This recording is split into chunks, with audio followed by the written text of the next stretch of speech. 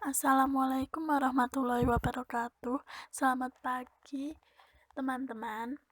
Kami dari kelompok 5 izin mempresentasikan hasil diskusi kelompok kami tentang pengembangan ide penelitian.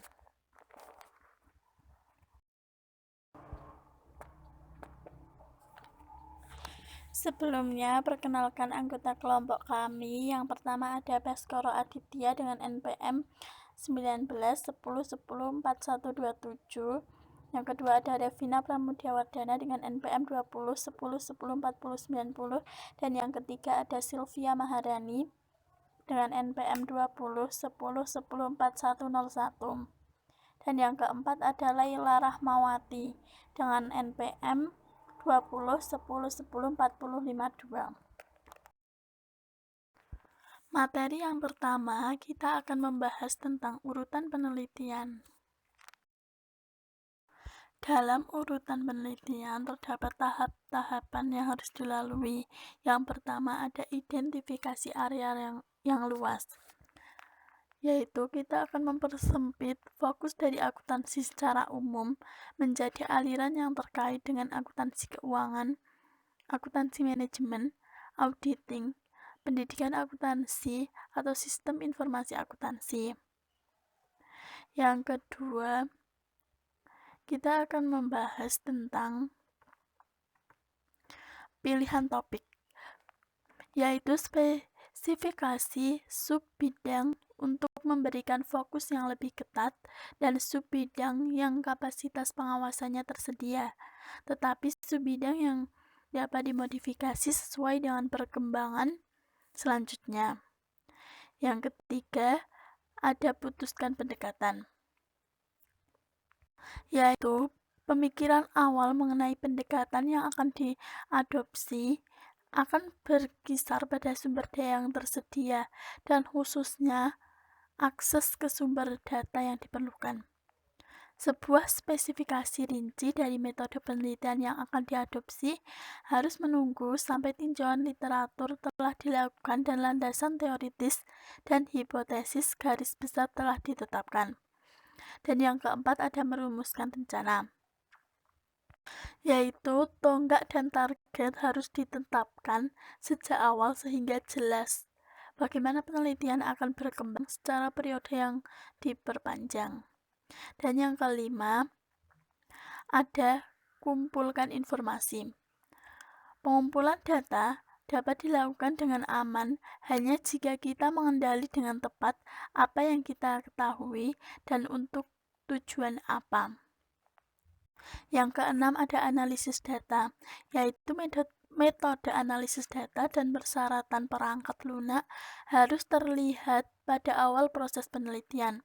Dan yang ketujuh ada temuan saat ini. Temuan awal biasanya akan dipresentasikan pada lokakarya dan semi universitas, dan kemudian pada konferensi spesialis. Urutan penelitian ini dapat memberikan elemen pendekatan positivis. Dapat dilihat di gambar tersebut. Yang pertama, kita akan ada masalah, lalu tinjauan literatur, pengembangan hipotesis, selanjutnya metode, dan yang terakhir ada hasil. Pendekatan ini mengasumsikan adanya spesifik kondisi. Yang pertama, ada spesifikasi hipotesis a priori yang dirumuskan berdasarkan teori dan literatur sebelum data dikumpulkan atau kerja lapangan direnungkan. Yang kedua, ada spesifikasi kriteria a priori. Ini untuk mengatur akseptabilitas hipotesis paling sering dalam bentuk statistik standar tes. Dan yang ketiga ada isolasi dan kontrol variabel yang akan diselidiki. Determinasi variabel mana yang akan diperlakukan sebagai dependen dan mana yang akan dilakukan sebagai independen. Dan yang terakhir ada verifikasi metode pengukuran dan variabel. spesifikasi variabel mana yang dapat diukur secara langsung dan bagaimana, dan variabel-variabel tersebut yang akan membutuhkan penggunaan variabel proksi atau instrumen pengukuran, dan beberapa bentuk. Materi yang kedua, kita akan membahas tentang munculnya topik penelitian.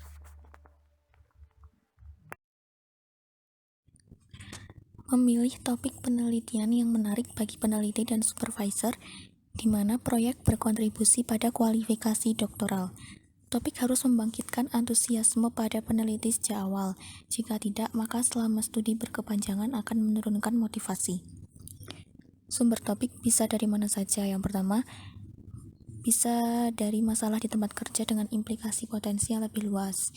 Kedua, kertas kerja dan tesis yang telah diselesaikan di tempat lain, yang isinya biasanya paling sedikit 2 tahun dari publikasi.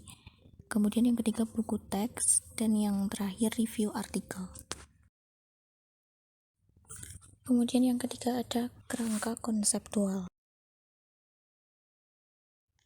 Kerangka konseptual merupakan bagian berharga dari proses perencanaan awal karena dapat membantu untuk memperjelas hubungan penting, variabel penjelas dan intervensi, serta demonstrasi sebab akibat. Pendekatan induktif dan deduktif memberikan alternatif objektif untuk pelaksanaan penelitian, tetapi tidak memungkinkan kesempatan untuk interaksi manusia. Penerapan pendekatan induktif dalam lingkungan akuntansi memerlukan variasi model tradisional seperti yang disediakan oleh Kolb's Experiential Learning Cycle pada gambar di bawah ini. Gambar yang pertama itu merupakan siklus belajar Kolb, dan gambar yang kedua merupakan proses deduktif. Kemudian ada karakteristik definisi teori ilmiah dari Popper. Yang pertama, teori mampu melakukan pengujian empiris. Yang kedua, kemajuan ilmu pengetahuan sebagai proposisi yang diajukan tertinggal, meninggalkan inti dari teori yang masih harus dibantah. Kemudian skema konseptual dasar menyediakan alat yang ampuh untuk pemeriksaan hubungan sebab akibat dalam lingkungan positivis. Variabel dependen utama dalam setiap kasus seperti yang disarankan oleh artikel profesional adalah citra akuntan, meskipun tidak jelas bagaimana konsep ini didefinisikan atau diukur. Friedman dan Lin pada tahun 2001 meneliti perkembangan stereotip bean counter dan implikasinya bagi masa depan profesi akuntansi. Mereka mengidentifikasi sejumlah teori sosiologis yang dapat membantu pembentukan kerangka konseptual. Yang pertama, Hamilton dan Troyer pada tahun 1986 menyatakan bahwa stereotip ditentukan oleh proses pembelajaran kognitif, motivasi, dan sosial. Kemudian Touchfeld dan Turner pada tahun 1985 mengembangkan teori identitas sosial yang memodifikasi teori konflik. Dan yang terakhir, Stroebe dan Insko pada tahun 1989 merekomendasikan pertimbangan simultan dari 3 pendekatan, yaitu teori pembelajaran sosial, teori identitas sosial, dan teori konflik. Untuk materi pembahasan yang keempat adalah struktur DNA, pengembangan teori baru. James D. Watson 1968 The Double Helix selanjutnya difilmkan sebagai life story, memberikan deskripsi yang brilian tentang proses penemuan yang menarik dalam penelitian ilmiah, bahkan jika pendekatan yang diadopsi agak tidak ortodoks. Pengembangan teori dan pemodelan konseptual dari deduksi sistematis berdasarkan temuan empiris orang lain dilakukan dalam lingkungan kompetitif. Watson dan Crick serta Wilkins dan Rosalind Franklin melakukan pengembangan model yang sesuai dengan semua bukti yang saat ini tersedia dan sedang menunggu konfirmasi kerangka kerja dari temuan empiris orang lain. Yang pertama, karya Linus Pauling di AS pada pembentukan helix untuk rantai polipeptida menyarankan bahwa DNA juga memiliki struktur helix. Yang kedua, Ernest Chargaff telah menghasilkan bukti penting rasio basa penyusun dan khususnya persamaan yang ada antara adenin dan guanin. Yang ketiga, saran penting dari rekan ahli kimia struktural menyarankan bahwa formulasi buku teks normal dari baris A ke T, G ke C tidak benar, dan bahwa mereka harus bekerja dengan alternatif. Jadi, Crick dan Watson mampu membangun model fisik yang terdiri dari dua rantai nukleotida yang melingkar secara heliks tangan kanan dan berjalan dalam arah yang berlawanan dengan urutan komplementer dari basa terikat hidrogen.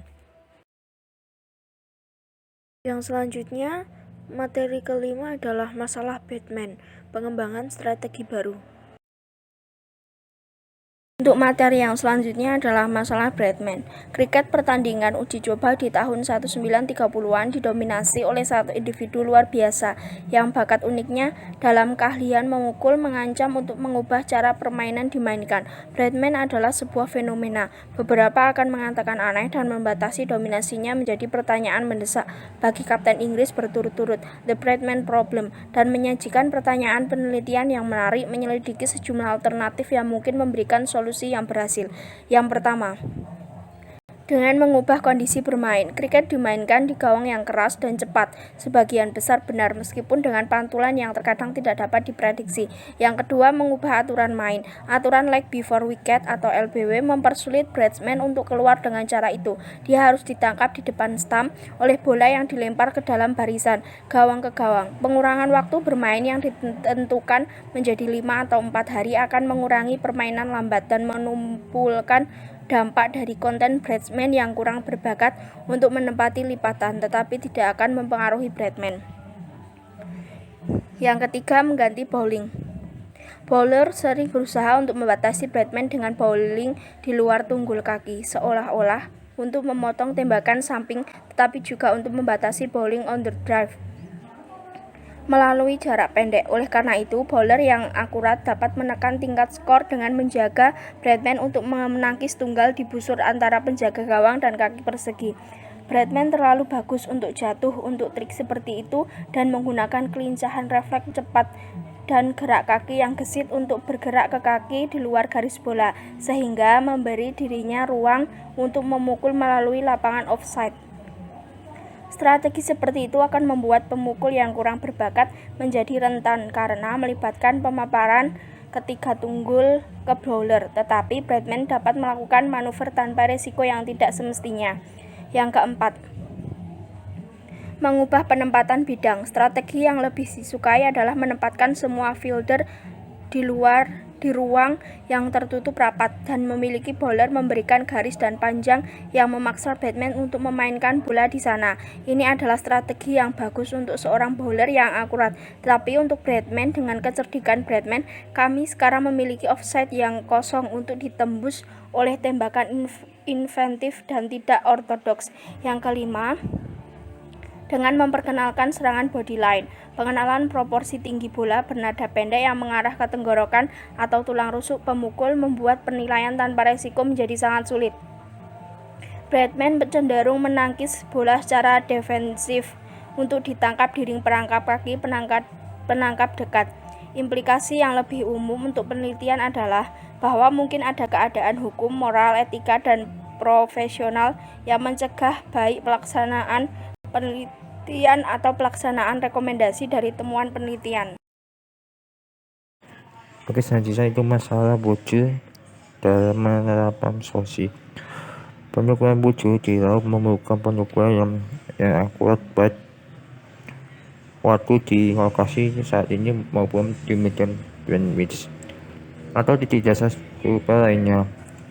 Perbedaan waktu memungkinkan perhitungan pemisahan geografis karena rotasi 24 jam bumi merupakan 360 derajat, sehingga perbedaan waktu 1 jam merupakan 15 bujur, jumlahnya 1 derajat bujur diserta dalam 68 mil jika Westia. Pengukuran waktu lokal tidak menjadi masalah, terutama selama jam-jam siang hari, tetapi tanpa adanya penunjuk waktu yang akurat, pengetahuan waktu sesuai titik tetap menjadi masalah yang cukup besar. Konsentrasinya tidak dapat mengukur proyek bujur serius dan telah diinjil oleh Dewa Sopel dan buku Linus tahun 95 bagian kapal yang hilang adalah hal biasa dan berdasarkan fasilitasi oleh kebutuhan kapal dan untuk merancang melintasi gas lintang yang sama di rute berjaga untuk mempertahankan posisinya. Dan sebelum tahun 1660-an, karena Hussein yang telah digunakan untuk menunjukkan kemungkinan gas bujur di laut memerlukan petunjuk waktu, tetapi kemungkinan mengukur gas bujur laut dengan petunjuk waktu, tapi mereka membutuhkan jam cuaca menguntungkan. Demikian rupa hingga Isaac Newton dalam September 1995 halaman 52 terpaksa mengakui pada tahun 1714 suatu metode ada analogi untuk menjaga waktu yang tepat. Tetapi karena menggunakan kapal, variasi panas dan dingin, basah dan kering, dan perbedaan gravitasi di berbagai gas hitam, jam tangan seperti itu tidak telah dibuat. Newton telah jelas memiliki solusi astronomis atau setidaknya ilmiah daripada solusi mekanis yang memerlukan pertimbangan solusi alternatif.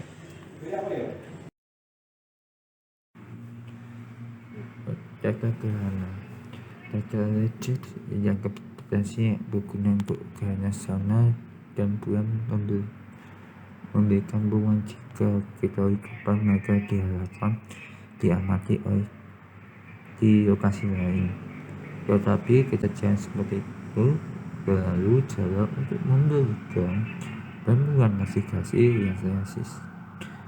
Galileo telah menyatakan bahwa gerhana bulan Jupiter yang sangat umum dapat diprediksi, menjadikannya sana yang akurat untuk menentukan gas bujur di lokasi tertentu.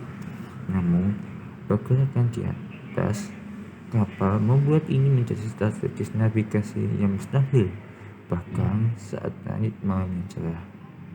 Dan terakhir, metode jarak bulan. Metode ini bahkan mengukur jarak antara bulan dan matahari di siang hari dan di antara bulan dan bintang di malam hari. Metode seperti itu memberikan data rinci tentang jejak bulan dan posisi masing-masing bintang sehingga hubungan bintang tertentu di belakang bulan dapat diprediksi. Kompleksitas orbit bulan menghambat kemajuan dan dalam prediksi pengukuran yang diberikan lokasi yang berbeda. Dan baru pada tahun 1725 almanak Andromeda Sanctit tentang posisi bintang diterbitkan. Meski begitu, tabel yang sedia masih berarti butuh 4 jam untuk menghitung gas bujur atau selanjutnya dikurangi 30 menit oleh almanak tahun 1766 Masehi. Yaitu akuntansi manajemen strategis. Dalam lingkungan aplikasi kita dapat mengamati integrasi, definisi, dan solusi untuk masalah bisnis dan praktis solusi yang memerlukan spesifikasi hati-hati dari pertanyaan penelitian, pengembangan hipotesis, dan strategis informasi alternatif. Jadi Johnson Jones tahun 1992, Hadley, Jones, dan Moseley tahun 1990 memecah masalah terkena saya revisi Ebenmoos merinci pendatakan terhadap pendidikan masalah praktis dalam solusi bisnis nyata. Artikel mungkin dianggap sesuai.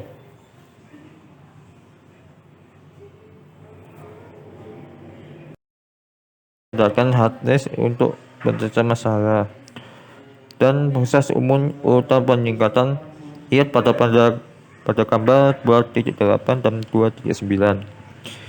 Inti dari model ini adalah spesifikasi penyataan penelitian mendasar yang didasarkan pada analisis laporan keuangan yang dipublikasikan dan pengamatan empiris terhadap situasi tersebut. Tahapan analisis pada 2.8 dan menghasilkan kerangka kerja yang lebih umum untuk solusi bisnis dan program Penyikannya pada gambar 239. Sekian dari presentasi dari kelompok kami. Ya, maaf dari kesalahan dari kelompok kami. Wassalamualaikum warahmatullahi wabarakatuh.